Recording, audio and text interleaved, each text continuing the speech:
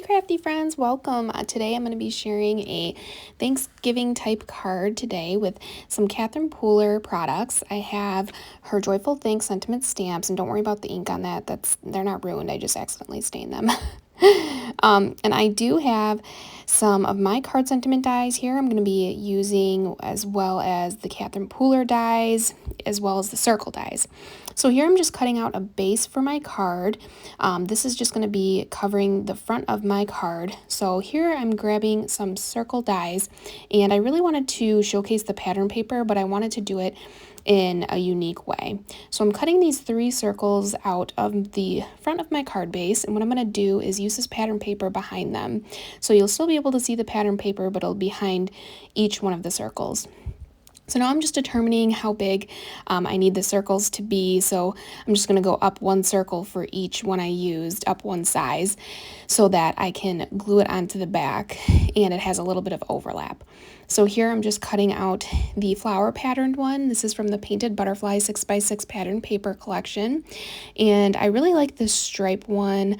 I'm going to put that one as my biggest one, and then this brown type pattern paper.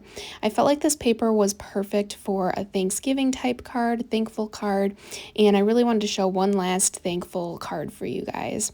So here I'm just putting my glue around the inside of my circle, not too far off so that my paper will stick. And just doing that same process for all my circles here. So here's the medium-sized one with my pretty flower pattern paper, and just sticking that on. And then for my smallest circle, I have that pretty brown design. So just putting this on the back side of my cardstock. So there, we have this really cool, pretty design for the front of our card.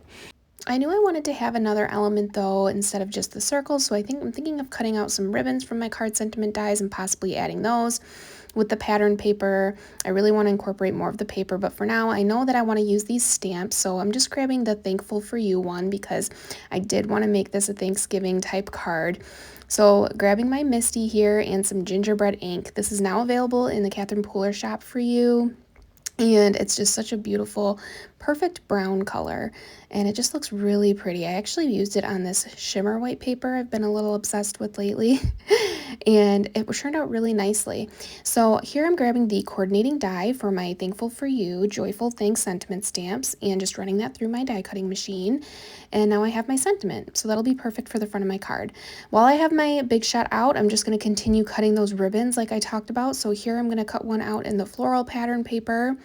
And then I really want to utilize this stripe paper because I really loved it. And I'm going to cut out a little bit of the green here. And I'm not sure if I'm going to use every single one of these ribbons, but I just want to cut them while I have my machine out and while I'm cutting them. So this one's a little bit shorter in length because I did it on the edge there, which is a fun trick. So here I'm just using the different colors in this pattern paper, and you'll see it kind of looks really cool. Like it looks like an ink swatch. So I really like the way the colors look on the ribbons. And here I'm just kind of trying to figure out, where do I want to place them? Do I want them vertical or horizontal? And I decided I do really like them up here at the top, but I felt like my sentiment was covering the bottom part of the ribbon, which I really like. So I grabbed my floral one, but I was thinking the order, I wanted to make sure the order was the flower pattern ribbon wasn't next to the flower circle. I don't know if that even matters or not, but to me it did. I felt from a design perspective I didn't want it to be too matchy-matchy next to each other. So here I'm just putting that flower pattern one first on the far right side of my card in the corner, and then the yellow one, and then the pretty light pink one that came on that stripe paper. So here I'm just kind of creating this unique design. I felt like it needed a little more pop of color on the front, so I feel like the ribbons really added something. And now I'm grabbing some string I've had in my craft room forever. So this is just some baker's twine, and it's like a perfect light brown that went with all these colors. And I'm just wrapping it around my card, and I'm just going to cut it, and I'm going to tie a bow. I just wanted to add another element, something other than paper, to add just a little bit more of dimension. And here I'm just actually gluing my bow down. And I think that looks great. So now moving on, I grabbed some Deck the Halls green ink, and I have a wet paintbrush here, and I'm moving my sentiment out of the way. And I wanted to add another little pop of color, so I'm adding some green splatter here. I really liked the dark green stripe in that paper, and boom, there we go. If you're having trouble with the splatter, just add a little bit more water to your paintbrush, and then there you go, you got it. This is my olive green paper from the A2 with Heart collection, and I'm just going to use that as my card base. So here I'm cutting out from the Dots and Scallop dies from Catherine Pooler for the inside of my card sentiment. And I really loved that brown paper, but I'm going to use some shea butter here. It's getting a little dry. I use this one quite a bit. I'm going to have to re-ink it. And I'm going to create an outside border for it because I really wanted a little bit of something there. And I actually kind of like the way it looks with the different, with the ink being a little dry. It's not like a perfect yellow, but it kind of matches the ribbon on the front, so I'm okay with it. I've been using my tweezers lately to get the backing off my cherry tape, which has been working really, really well, if that's something you struggle with. So I think that looks really good for the inside of my card. And now I want to have another sentiment, so I'm grabbing from the same stamp set, the Joyful Thanks sentiments. They have the larger stamps, but then they also have these smaller ones, which I really love for the inside of the card. So I grabbed You're a Blessing here, and then I'm going to grab, I also did another cutout there with a little bit more pop of color I felt like I wanted. So here's the coordinating die now for the You're a Blessing. And I'm just going to take that and I'm going to glue it onto that striped paper that I did cut out of that smaller scallop die.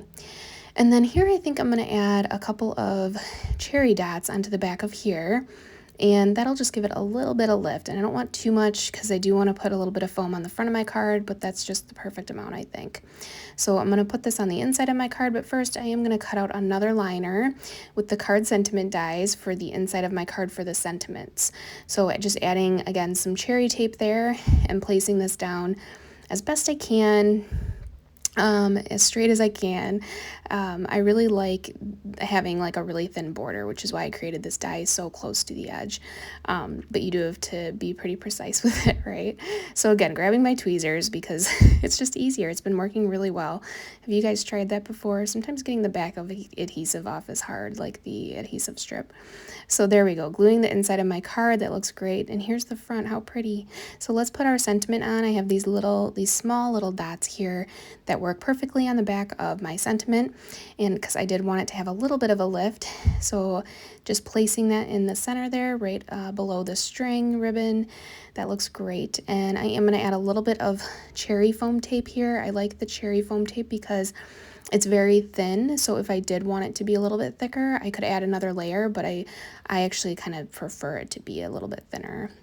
So now I'm just carefully placing this carefully on the front of my card and having that nice green border as a pop there. It looks great. And there's the inside. And so I knew I wanted to add a little bit more color. So I'm grabbing, of course, some sequins. This is the Bogata sequin mix from Catherine Pooler, and I like these ones because the blue, but also there's those pops of gold that I really appreciate, and it really goes perfectly with this Painted Butterflies pattern paper. So just adding, I didn't realize till after I was doing this video, I did 3 circles and then I did 3 sequins 3 times. So I guess it's the 3 circle card. I really love that though. I love how this turned out, and I'm very thankful for all of you. Hope you have a nice Thanksgiving. Thanks for watching.